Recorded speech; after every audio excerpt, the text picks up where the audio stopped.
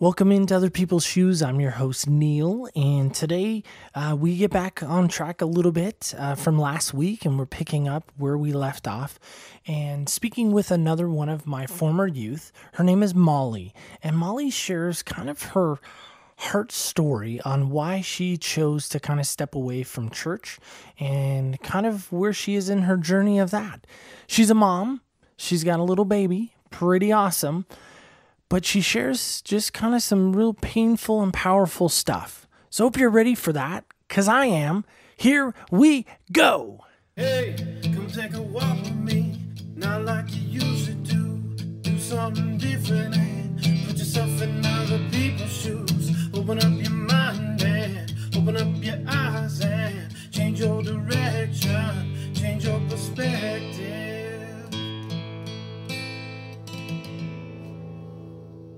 Welcome into Other People's Shoes. I'm your host, Neil, and I get the privilege again of sitting with these youth adults. That's really what they are, because they started out as teenagers, and then as the sands of time have passed, they're now adults.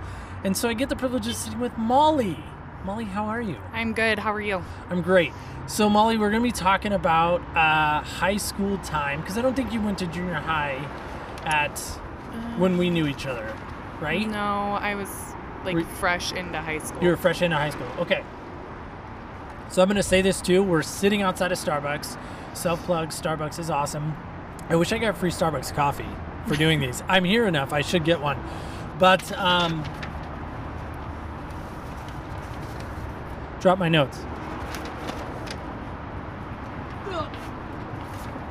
It's always good when you drop your notes. So you're probably going to hear some road noise and me dropping my notes.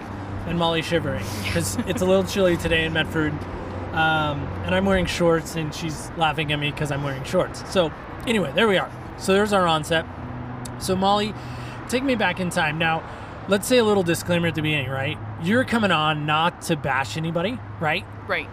You're coming on not to say, oh, this was a terrible thing, bad things happened to me. You know what I mean? If some bad stuff happened, fine, we'll address that. But your intention is not ever to bash or demean or anything like that, right?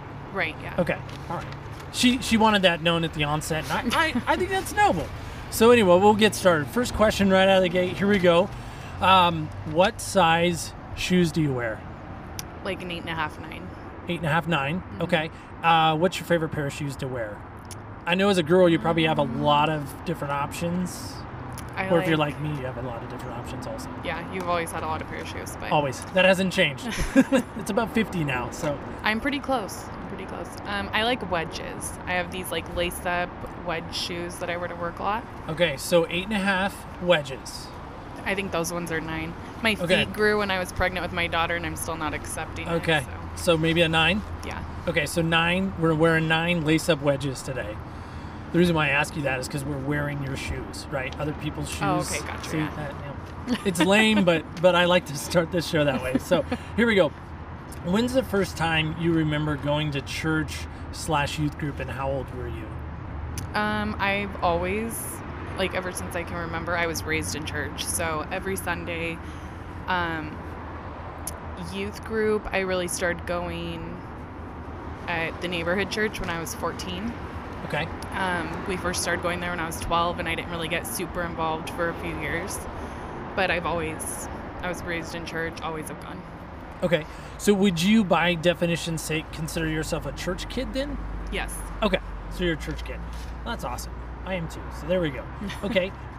What's something you learned back then that you're still using today, if there's anything that kind of comes to mind? I think just kind of when you're growing up and you watch people and stuff, and you see things questioning their faith, things that happen, you don't really get it, but you are watching people go through it. So now as an adult, and I've been tested myself and gone through things, I've always kind of thought back okay, well, I remember as a kid trying to put in my 2 cents and give them hope, don't give up faith and stuff. And so I think that's kind of been my biggest thing that I've taken away from it, is so positive as a kid, and I saw it other people go through it, and so kind of putting it into my more adult life now. Great. So some stuff that was positive you're still using today, right? Okay. So I'm going to ask you a question. What, when you think of discipleship, being discipled, do you feel like that happened in those days when you were in high school? In the youth group setting specifically? I do, yeah. Okay. How did that process, or what did that process look like for you? I think the adults just being like a positive influence and like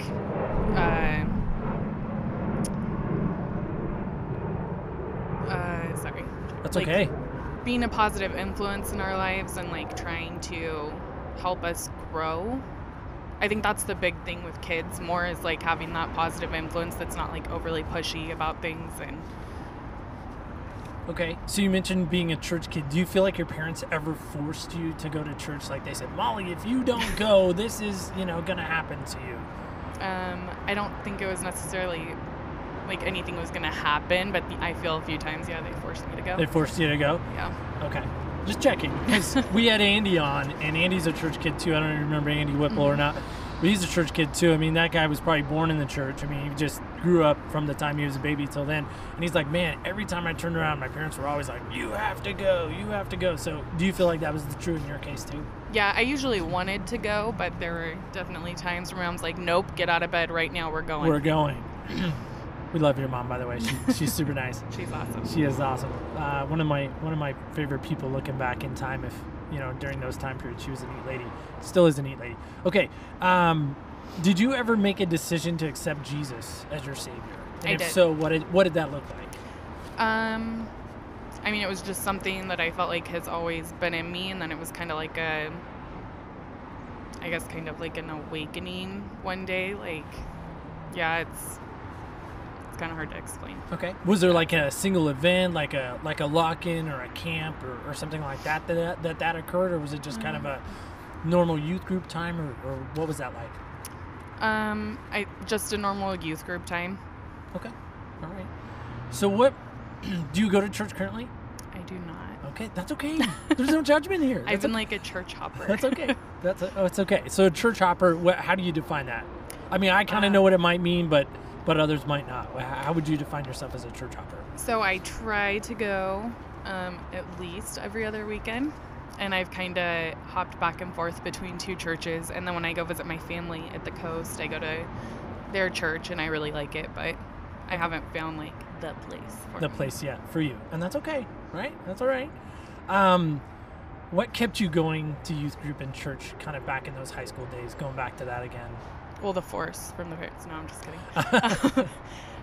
There was like... That might be true in some situations, right? Yeah, sometimes. But youth group specifically, I mean, they weren't forcing you to go to youth group, were they? No. Okay, so that was probably a choice on your part. Yeah. Okay, so what kept you coming in those days then? I think just like the being involved in something, and there was like a group of like 6 of us that were super close, and we were friends, so it was like evolving through Christ and in that setting together. So you guys were going to school together. It was just natural then to take that to the next level of going to youth group together and doing things like that? Yeah. Okay. All right. Okay, so you mentioned that you don't go to church anymore. Why do you think that is right now, that you just haven't found that place for you? I've had like some stuff the last like year and a half happen personally, and it's been one of those things that I've really like questioned my faith, and I've taken the stuff as a kid and put it to now, and I feel guilty saying it, but I've been busy. Okay. So that's okay. You don't have to feel guilty. By the way, there's no rocks next to me, so there's I'm not casting any stones. We're just having a dialogue here. So, okay. So, this is probably going to bring up some stuff, and we kind of talked about this at the beginning before taping, and we're okay with that. That's kind of why we had the disclaimer. Do you feel like the church failed you in any way as a youth? I do. How so? So for our youth pastor, there was like a falling out between him and the pastor. And I just feel like the way it was handled with the youth group was super disrespectful from the board or the elders, and then the pastor. It was not handled how it should have been. I feel like it was made to be something that it wasn't. And so after that, I just kind of, backed off a lot. Did that damage your faith at all? It didn't damage my faith in God. It damaged my faith in pastors, honestly. Like, it made me look at the whole, like, pastors as a whole completely differently. How so?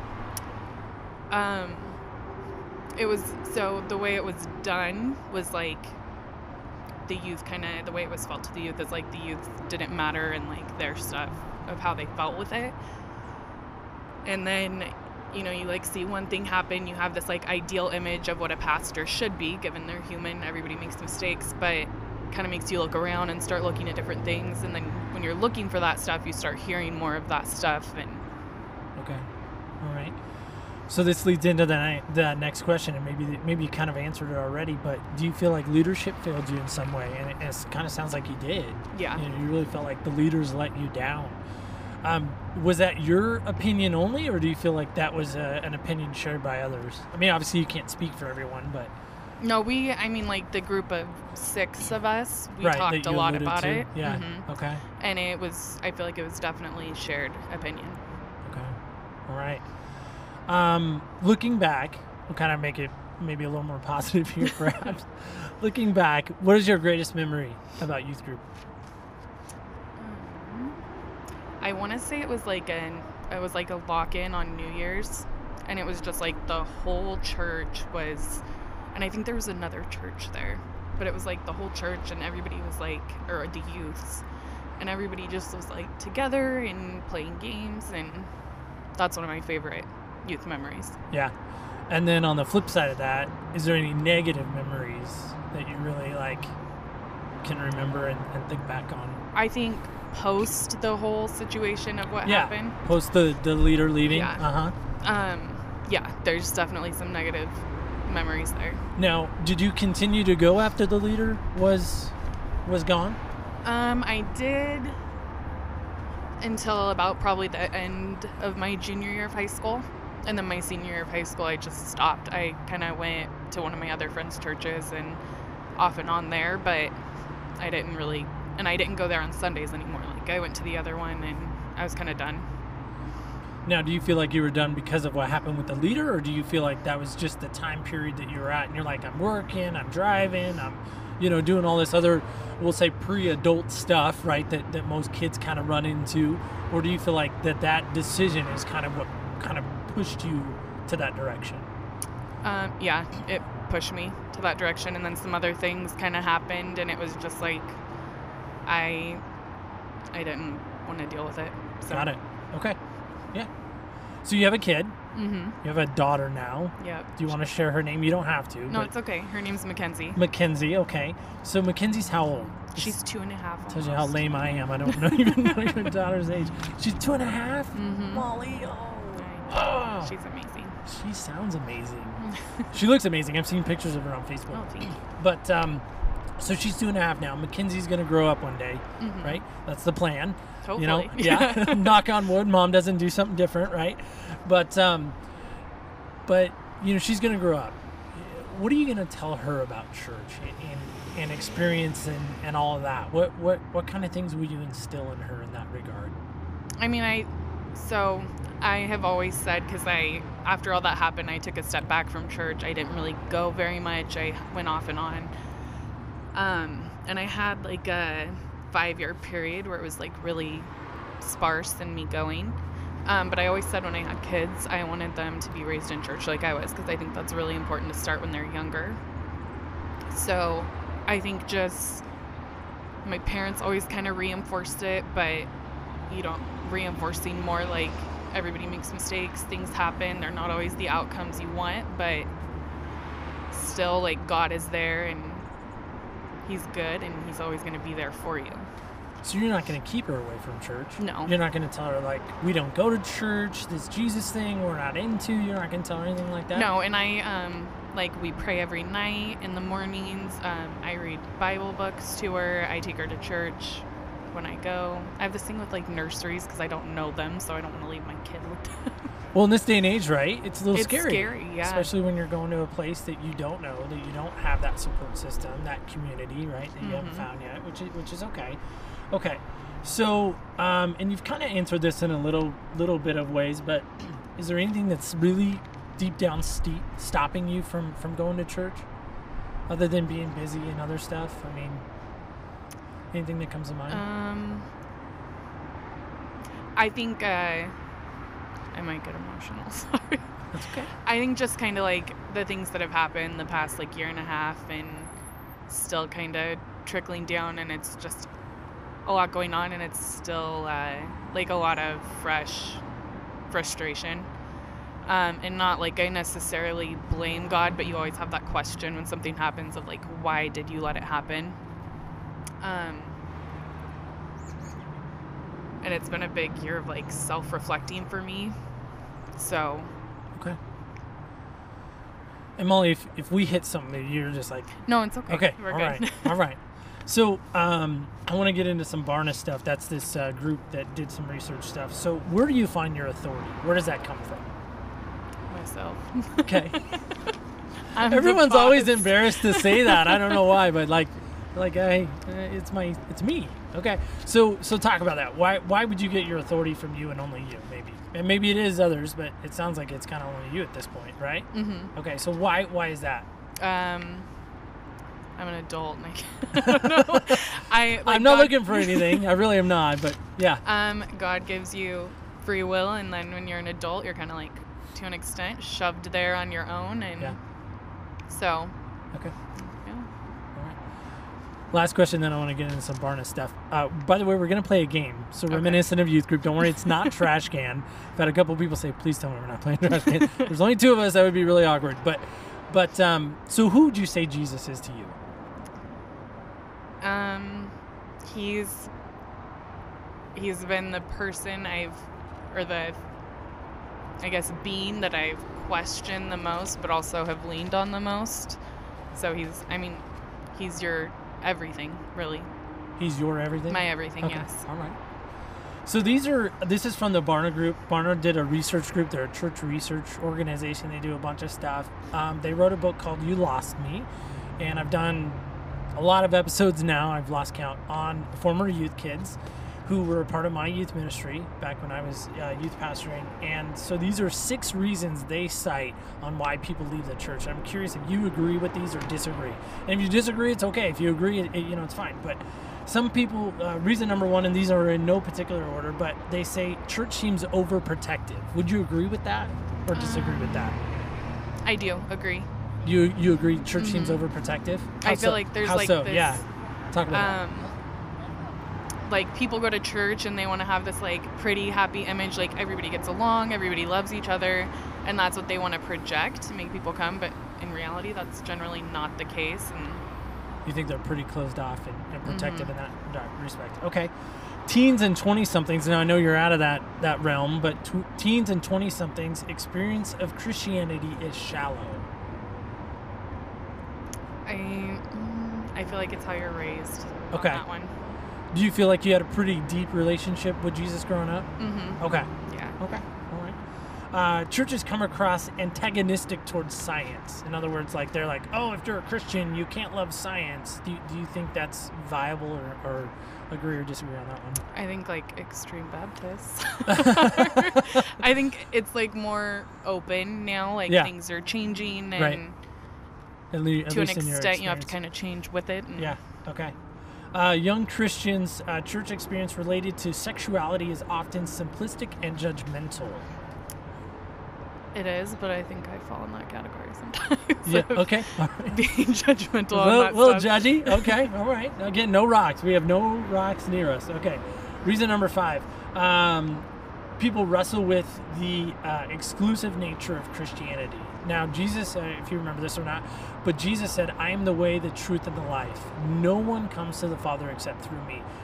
That statement to me screams exclusive. He's the only way. He's the only truth. He's the only this. He's the only that. Do you think Christianity is that exclusive? And if so, is it pushing people away because it's so exclusive? I have a... I don't know how to answer that. Sorry. That's Let me okay. think. I think it is exclusive to an extent, but I think with how the world is changing, not to like get into politics and stuff, but I feel like how the world is changing and being more accepting of some things, that is what's making it push people away. Because I feel like Christians are more accepting than what people think they are of some things. So, yeah. Or I guess forgiving is a good Forgiving, word. yeah, okay. Reason number 6, and this is the last one.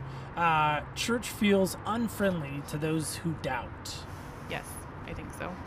How- Instances. How so? Because when you go to church, you get to know people generally, and you have kind of, to an extent, that family feel. But I feel like if things happen and it comes into question, or somebody's questioning you, there's that. I feel like it can be very much criticized by others in there. Okay. So last question. If a friend, and I don't know who they are, arbitrary friend, call her Rhonda, lack of a better word, lack of a better name. Rhonda, she's a really good friend of yours. She works with you at your work. She's been like, Molly, you got to come check out my church. It's awesome. They're doing great things. Would you go? Yeah. Why? Because like I said, I'm a church hopper, and so I feel like a big part of what I've been missing the last 5 years is church. And so it's kind of just finding that spot that feels homey to me and where I belong. And if that's that place, then I'm more than willing to try it out. Okay. If you could go back, you're how old now? 27. 27. Wow. Sorry. Still dealing with that every time I hear you guys say your guys' now ages. So you're 27 now. What would you go back and tell 16-year-old Molly about church, about life, about just everything? What would you tell 16-year-old Molly?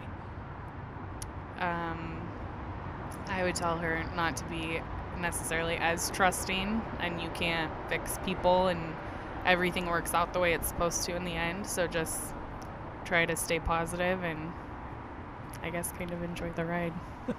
You don't really have another option. Because it's going to be a rocky one sometimes, and Yeah. it's going to be a pleasant one sometimes, right? Yep. Okay, all right. Well, Molly, I have one last game, I promise you. If I can, I always do this. I always struggle with unlocking my phone. These stinking iPhones nowadays. So we're going to play a game. I have in this cup, which is very awesomely colored. Of course. It's light blue. It's my North Carolina cup. So, Molly, we're going to have you roll the die, and then whatever you get to answer this last question. And this is a game I like to call senseless. So that'll give you kind of a little hint on maybe what you're rolling. So, ooh, number 6. Oh, that's good. I love number 6. It's my favorite one. All right, number 6. You're having dinner with someone. Only one person, though. Who do you have dinner with? Anybody in the world, dead or alive, doesn't matter who. Who would you have dinner with?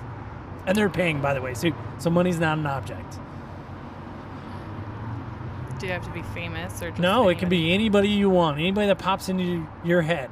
I would say my grandma. Okay, why your grandma?